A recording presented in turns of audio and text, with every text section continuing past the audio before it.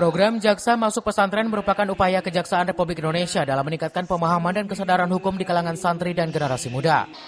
Melalui kegiatan ini, para santri mendapat edukasi terkait pengenalan hukum, pencegahan tindak pidana, serta peran generasi muda dalam menjaga ketertiban dan keamanan lingkungan. Santri juga diberikan pemahaman tentang dampak hukum dari berbagai pelanggaran termasuk penyalahgunaan teknologi informasi dan media sosial. Pemerintah sudah menetapkan bahwa visi besarnya adalah menuju Indonesia Emas 2045. Nah, visi itu tidak akan bisa dicapai oleh 1-2 orang. Memang butuh kerja-kerja kolektif ya. Dan salah satu penyangga dan fondasinya adalah SDM kita yang berkualitas.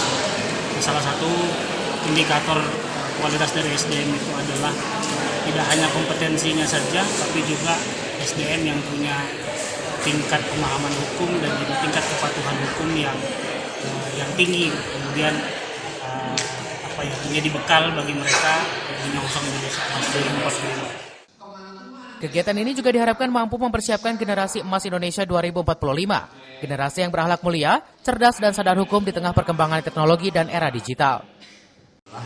Memberikan wawasan tentang masalah hukum, khususnya kepada generasi muda, dan hari ini kita berikan kesempatan adalah siswa-siswi SMP Generus Mandiri, SMA Generus Mandiri yang juga sekaligus sebagai santri Pondok Pesantren Darul Ilmi Gunung Putri Kabupaten Bogor. Melalui program ini diharapkan santri dan pendidik dapat menjadi agen perubahan positif, mengintegrasikan nilai akhlak, literasi digital, serta pemanfaatan teknologi secara cerdas dan bertanggung jawab. Dari Gunung Putri, Kabupaten Bogor, Edi Junaidi melaporkan.